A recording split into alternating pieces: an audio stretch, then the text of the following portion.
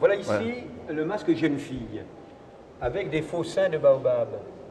Bon, et là, voici un masque que j'adore, qui est le masque Yona, le masque voleur.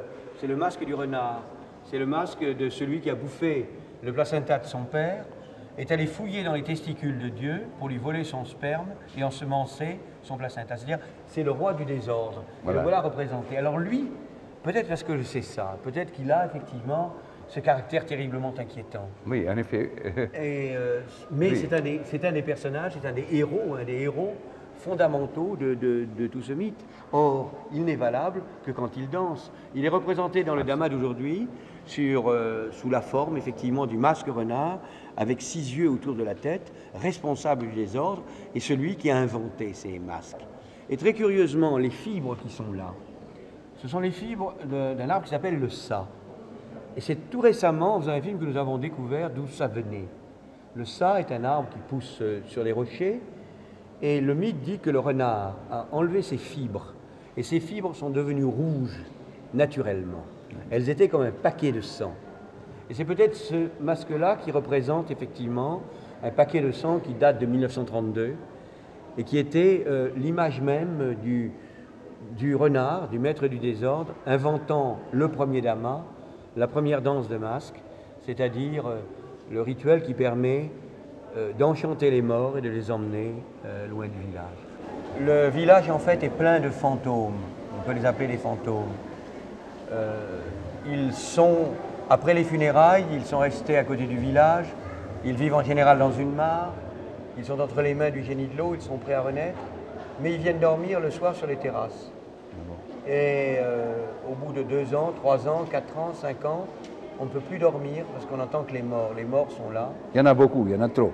Il y a les morts de 5 ans. Dans un village de 1000 habitants, il y a peut-être 200 morts qui sont sur les terrasses, qui parlent entre eux, qui font un brouhaha insupportable. Il faut donc leur demander de partir. Et pour leur demander de partir, on fait ce qu'avait fait le renard avec son masque. On danse, on enchante les morts et ils vont s'en aller. Et une fois qu'ils sont partis, à ce moment-là, ils ne s'arrêteront plus. Mais leur route sera encore très longue. Il faudra qu'ils aient des correspondants, des répondants, qui sont responsables des cultes qui leur permettent d'accéder au pays des morts. On compte actuellement qu'il faut à peu près 65 ans pour qu'un mort arrive à l'état d'ancêtre. Les hommes étaient immortels au début, voilà. Donc, il y a mais ils étaient trop nombreux. Voilà. Et à partir de ce moment-là, il y a eu une rupture d'interdit, voilà, et qui fait qu'un des hommes a appris la parole.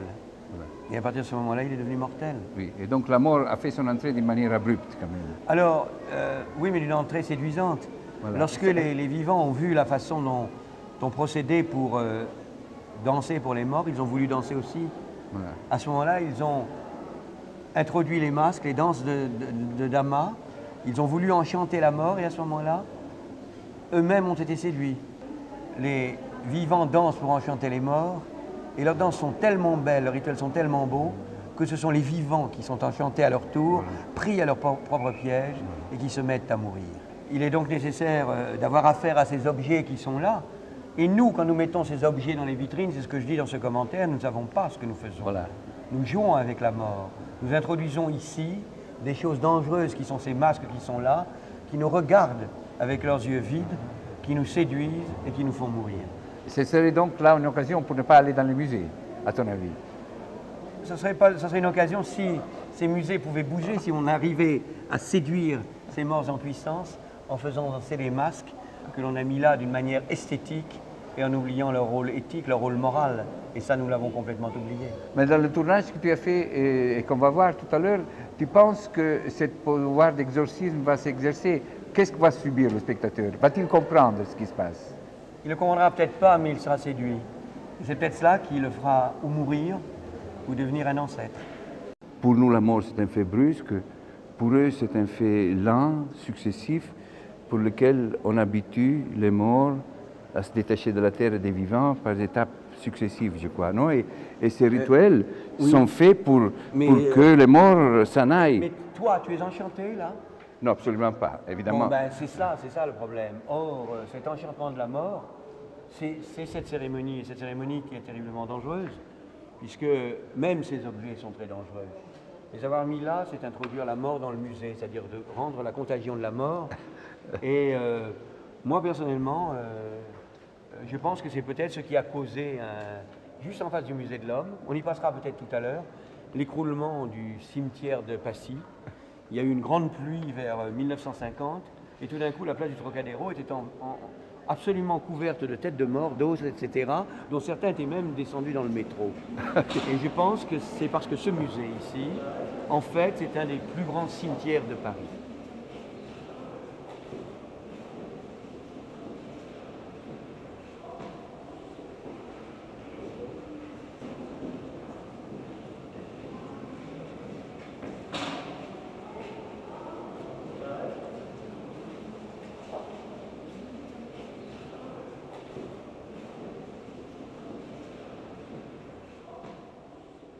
Pour eux, l'art, c'est de vivre, mais il n'y a pas de différence entre une esthétique, elle n'existe pas. Simplement, le charme agit, et quand les masques sont très beaux, à ce moment-là, effectivement, les gens sont pris sous le charme, les morts sont pris sous le charme, et les vivants sont pris sous le charme. Voilà. C'est un élément que nous ne pouvons pas définir. Nous le sentons quand nous voyons un objet, quand nous voyons une danse. Tout d'un coup, on a cette émotion. Voilà. Devant quelque chose que l'on ne peut pas définir. Il n'y a pas de catégorie sociale. Simplement, le rituel que l'on fait n'est pas le même s'il s'agit d'un homme très âgé ou s'il s'agit d'un enfant. Ce n'est pas le même s'il s'agit d'une femme ou d'une petite fille. Voilà. Mais ils sont tous, à un titre quelconque, ils deviennent des ancêtres. Et ces ancêtres, ce sont ceux-là même que l'on voit représentés dans cette cérémonie, ceux qui dansent. Par exemple, dans la cérémonie que nous avons filmée en 1974, il y a un nouvel ancêtre qui s'appelle Police, qui est le policeman, qui met les contraventions. Il est le représentant de la culture actuelle dans ces rituels anciens. Voilà. Tous ces rituels sont des rituels qui vivent, qui ne meurent pas, qui sont continuellement remis au goût de l'actualité. Oui, mais donc on peut dire alors nettement que le cinéma restitue son sens ethnologique à un objet connu surtout par son valeur esthétique. Je crois que c'est finalement le moyen définitif qui nous donne cette possibilité de récupérer... Oui, mais à la condition que cette valeur esthétique soit remise dans son contexte. Et ce que nous disions tout à l'heure, devant ces masques dans des vitrines, des masques immobiles sont des masques morts. Or, un masque est fait pour danser, donc pour remuer. Et c'était, si tu veux, le paradoxe devant lequel nous nous trouvions avec Germaine Dieterlen lorsqu'on a appris qu'allait avoir lieu les levées de deuil de Embarras, qu'on allait procéder au Embarras Dama, au Dama d'Embarras, ces danses de masques. C'est un paradoxe. Nous avions une description faite par Griaule, qui est dans cette thèse, d'un Dama auquel elle avait assisté et dans lequel Embarras était son principal informateur. Qui était Embarras? Embarras, je pense que sa photo est là-dedans. On va peut-être la trouver. La voilà. Ah bon. Voilà Embarras en 1930. Il est ici. Parmi les principaux informateurs de Griaule, donc cités dans cette thèse publiée en 1938. Ah, voilà. Le voilà. Oui. Tout jeune. Embarras jeune, et c'était lui qui était le principal informateur de Griaule et qui assistait avec Griaule aux premières cérémonies du Dama. Alors... c'est ces funérailles que nous allons voir dans le film. C'est la levée de son deuil. Voilà. Alors, la levée de son deuil, c'est-à-dire, ça veut dire le temps qui passe entre son corps qui se détruit, son corps physique qui se détruit, et l'esprit qui revient. C'est le départ définitif de son âme du village. Voilà. Moi, ce que je connaissais, c'est cette image admirable, qui est celle qui a été publiée dans Minotaure, ces grands masques Kanaga montés sur les terrasses. Qu'on a vu tout à l'heure. Qu'on a vu tout à l'heure. Et ce que j'avais entre les mains, c'est cette description minutieuse d'un Dama de tous les masques et le texte de Griaule.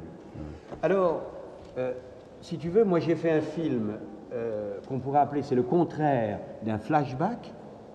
C'est un film dans lequel j'avais le commentaire, mais je n'avais pas les images.